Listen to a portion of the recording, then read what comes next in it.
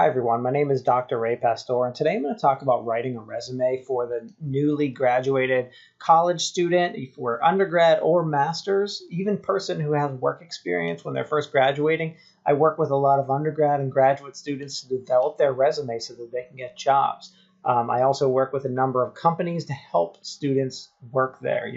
I'm back and forth. I'm the middleman between them. I've also held jobs. I've been on search committees. I've been on search committees in corporate and higher ed. I've hired people in both ends. I've seen a lot of different things. So I'm going to go through and talk about how to create a general resume.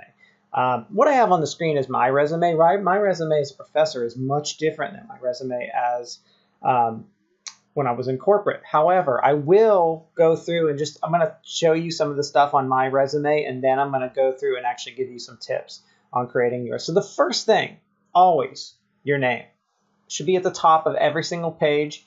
Your name should be there. You also notice how I have email and then I have my website. Notice I don't have my address. Why? Address isn't that important. I kind of keep it off my resume, especially because my resume is online. I'm sending it around everywhere.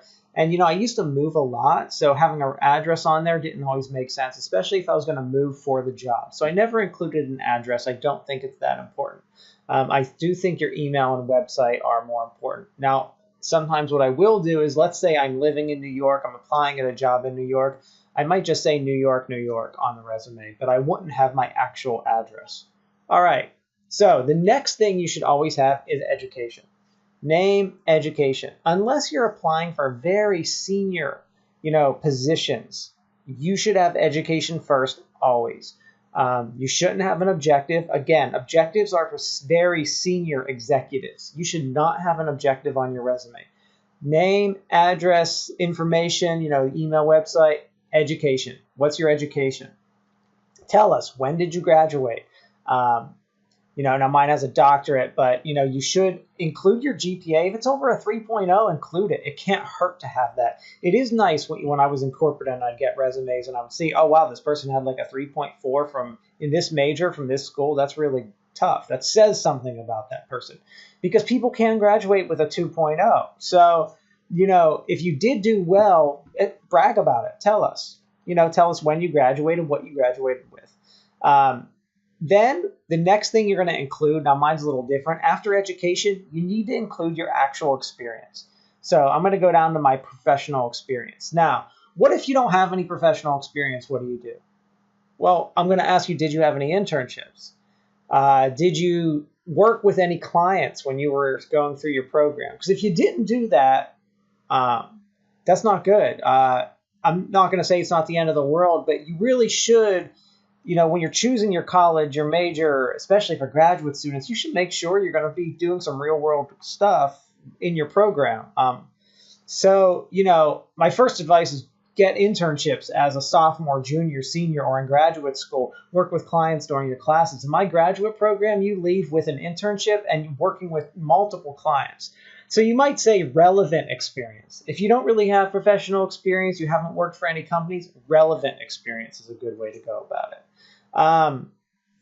Then tell us what you actually did. Now, let's say the only thing you have is, you might have the waitressing job or waiter, or some job that's not necessarily related to it. It might even be something, graduate assistant or teaching assistant or something you did, while you were at school. It's okay to list all that stuff too. It's just not going to be as important, but they want to see that you can stay at a job and have a history at least.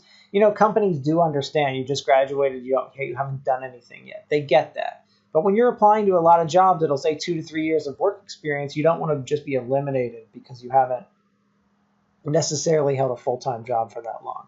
So name, information, academic, professional. That's the most important basic stuff your resume should have on it. You want to have a section underneath professional experience for skills? Great. Awards? Great. Presentations? Something like anything, those little extra things have after that professional experience. Organization doesn't matter as long as someone can pick up your resume and understand it in 10 seconds. That's all they might look at. When I was in corporate, I would sometimes get like 500 resumes and have to go through them in a few hours. So it was literally like 2 seconds. Look, Put to the side. Yes, no, yes, no, yes, no. I needed to see, did they graduate? And did they have some experience? I was quickly looking through the yes, no, yes, no. Once you start making those cuts, they'll start looking more in depth. But until then, you have to have the quick view. So, if you want to I wouldn't make a resume more than 2 pages. I'm going to go through some tips on the next screen here. But first page should have academic work, contact, basic. You want to have skills, things you're interested in. That stuff's great, but that's bottom, that's end. All right, let's go through some resume writing tips. Do not have an objective. Really, do not have one. Keep it simple. No colors.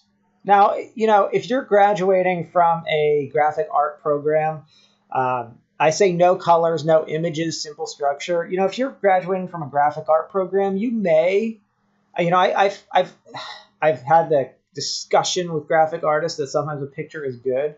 And I can agree to an extent for their specific job. But even then, I would be conservative and just include a link to my portfolio that has all my graphic abilities. It's always better to be conservative and not try to surprise them, because if you're trying to surprise your employer, it doesn't work. We would get resumes that would, have scents on them, colors, tossed. Seriously, just tossed. Just assume the person looking at it is looking really quick. They're trying to find information. What's going to impress them is that you've graduated from somewhere and you have some experience. Then your interview what'll impress them. That's what gets you, the job. The resume just gets your foot in the door for the interview. All right, education should be first, followed by work experience. 1 to 2 pages in length, not more. Obviously, if you're working with an online, if there's a reason to have more, like a professor, I have to have a CV, and it's much longer. Tell me what you did at your job and be specific. Don't say things like managed a group and came up with a solution that helped save money. Well, how many people did you manage? What did you manage? 1,000 people or one person? How much money was saved really?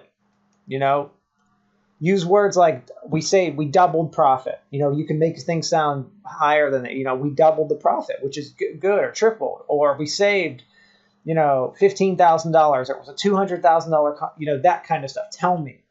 Be specific. Don't use acronyms that people don't understand, like this made-up word here. Tell us what it is. Don't just say, I worked for NCDPITOCSC. Nobody knows what that is. Where did you really work? Speak in past tense for jobs you're no longer at, present tense for jobs you are at. List your GPA if it was above a 3.0. Keep things consistent. So, a really good organization, like, have all the titles in the same place. There's no one way to format a resume. It just needs to be formatted neatly. Always spell check, grammar check, and always have someone read it. You'll look at something so long and you'll misspell your name. The simplest thing.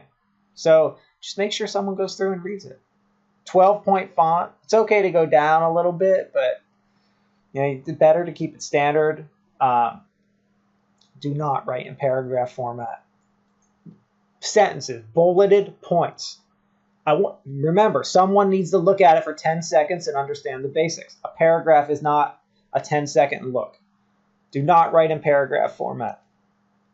Action verbs should begin each bullet point, like managed 10 people, saved $10,000. Like, tell me what you did, quick and simple. Show me your best. Your resume's design. This is your selling you. This is like the advertisement of you. So sell us on it. Don't just don't sell yourself short on your resume. Don't lie on it either, because you can get caught. I've seen it happen.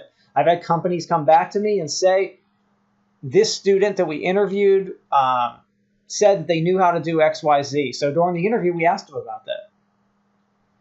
I'm not saying these were my students or anything. I've talked to employers who we talk about interviews and things that have happened and stuff, and they'll tell me these kind of cases where, yeah, they said they knew this, so we asked them about it. So don't be surprised if it's on your resume and it's obscure or something you're really trying to, they may ask you about it, so don't lie. Use job titles that are meaningful to describe what you actually did. If you worked at a job and you had some odd title, but it was, what you did was a pretty common job, use the common title. I'll just use an example. My field is instructional design, which is in training. So instead of saying like,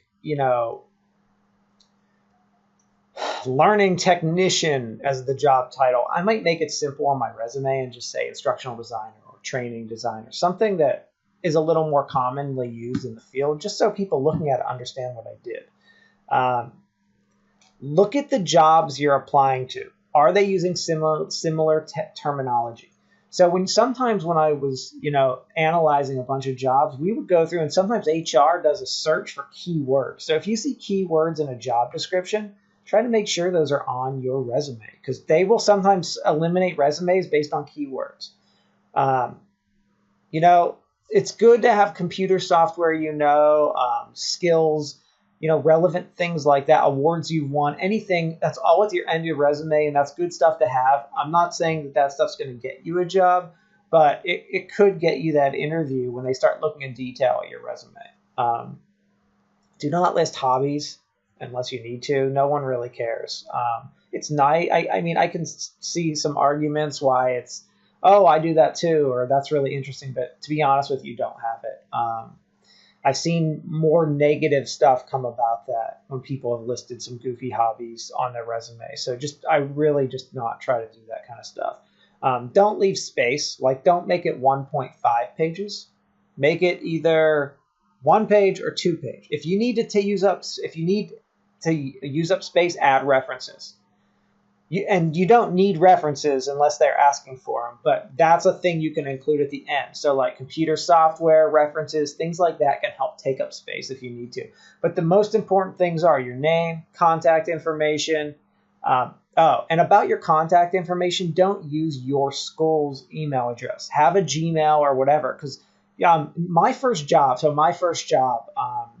I had been working at an internship. I was hired indefinitely as an intern. I'd worked there for 4 or 5 months. And a place I had applied to 6 to 8 months prior called me for a job. If I would have used my, old contact information from college, because I had graduated, it might have been different. Fortunately, I had the same cell phone number, and I had used a standard email address that I still had. So don't use your university's email address on your resume. And those are some basic tips. If you have any more, please feel free to post. But those are basic things that are really going to help you get started with your resume, especially for my students. Before you come to me, hopefully you're going to watch this video, do some of this stuff before I even see it. Thank you.